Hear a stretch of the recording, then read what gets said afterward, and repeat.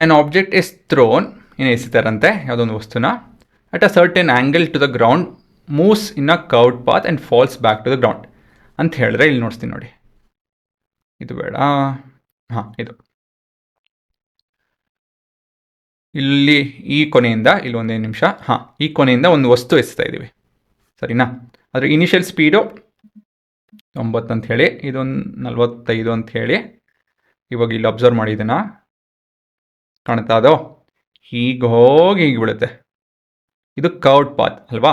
Certain angle ಅಂತ ಹೇಳಿದ್ರೆ ಯಾವುದೋ ಒಂದು ಆ್ಯಂಗಲಲ್ಲಿ 90 ಡಿಗ್ರಿ ಅಲ್ಲ 0 ಡಿಗ್ರಿ ಅಲ್ಲ ಮಧ್ಯದಲ್ಲಿ ಯಾವುದೋ ಒಂದು ಇದರಲ್ಲಿ ಎಸೆಯೋದು ಅಂತ ಹೇಳಿ. ಬೇಸಿಕಲಿ ಹುಡುಗರು ಏನೇನೋ ಎಸೆಯೋದು, ಒಂದು ಕೊನೆಯಿಂದ ಇನ್ನೊಂದು ಕೊನೆಗೆ ಎಸೆಯೋದು, ಏನಾಗುತ್ತೆ ಈ ಥರ ಹೋಗಿ ಈಗ ಬೀಳುತ್ತೆ ಅಲ್ವಾ. ಅದನ್ನೇ ಹೇಳ್ತಾ ಇರೋದು ಅಷ್ಟು, ಇನ್ನೇನಿಲ್ಲ.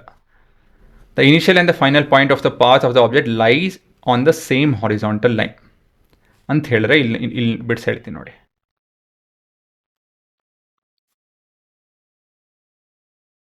ಇದು ನಮ್ಮ, ಅದು ಬೇಡ, ಇದು ಒಂದು ವರ್ಟಿಕಲ್ ಲೈನು, ಇದೊಂದು ಹಾರಿಸಾಂಟಲ್ ಲೈನು ಸರಿನಾ. ಇವಾಗ ಇಲ್ಲಿಂದ ಒಂದು ವಸ್ತು ಎಸ್ತಾ ಇದ್ದೀವಿ, ಅದು ಹೀಗೋಗಿ ಇಲ್ಲೆಲ್ಲ ಈ ಥರ ಬೀಳುತ್ತೆ ಅಂತ ತಿಳ್ಕೊಳ್ಳಿ. ಅವ್ರು ಏನು ಹೇಳ್ತಾ ಇದ್ದಾರೆ ಅಂತ ಹೇಳಿದ್ರೆ, initial and the final point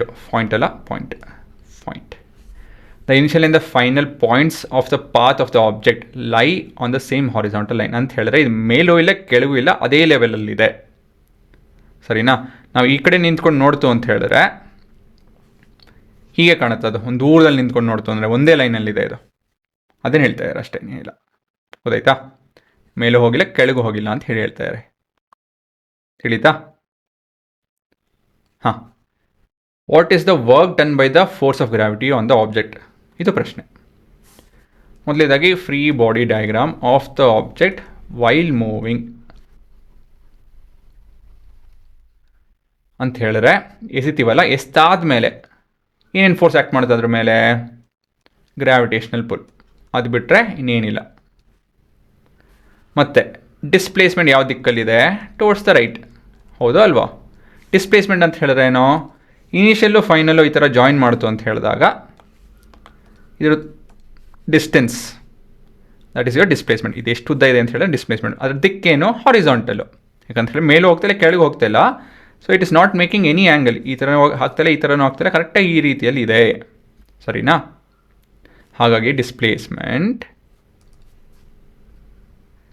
is to the right, ಹೌದಾ ಅಲ್ವಾ.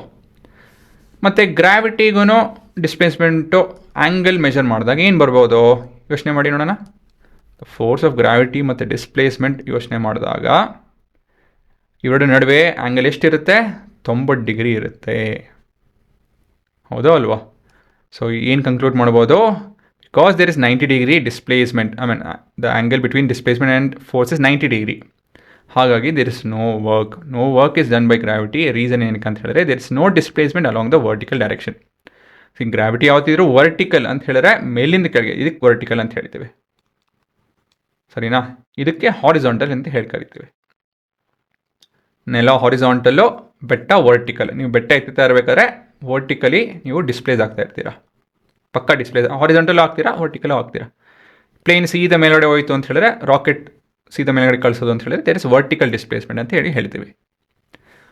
ಒಂದು ಆಬ್ಜೆಕ್ಟು ಮೇಲಿಂದ ಕೆಳಗೆ ಬೀಳ್ತಾ ಇದೆ ಅಂತ ಹೇಳಿದ್ರೆ it is falling along the vertical. ಆ ಕಡೆನೂ ಹೋಗಲ್ಲ ಈ ಕಡೆನೂ ಹೋಗಲ್ಲ, ಸೀದಾ ಬೀಳುತ್ತೆ, ಸೀದಾ ಅಂತ ಹೇಳ್ತೀವಲ್ಲ ಅದಕ್ಕೆ ವರ್ಟಿಕಲ್. ಸೊ ಇಲ್ಲೆಲ್ಲೂ ಡಿಸ್ಪ್ಲೇಸ್ಮೆಂಟ್ ಆಗ್ತಾಯಿಲ್ಲ, ಆ ಕಡೆನೂ ಮೇಲೆ ಹೋಗ್ತಾ ಇಲ್ಲ ಕೆಳಗೆ ಹೋಗ್ತಾ ಇಲ್ಲ. ಡಿಸ್ಪ್ಲೇಸ್ಮೆಂಟ್ ಯಾವ ದಿಕ್ಕಲ್ಲಾಗ್ತದೆ, ಹಾರಿಸಾಂಟಲ್ ದಿಕ್ಕಲ್ಲಾಗ್ತದೆ.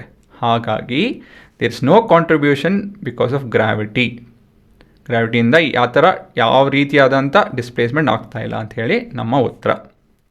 ಹಾಗಾಗಿ ಉತ್ತರ ಏನೋ, there is no work done by gravity.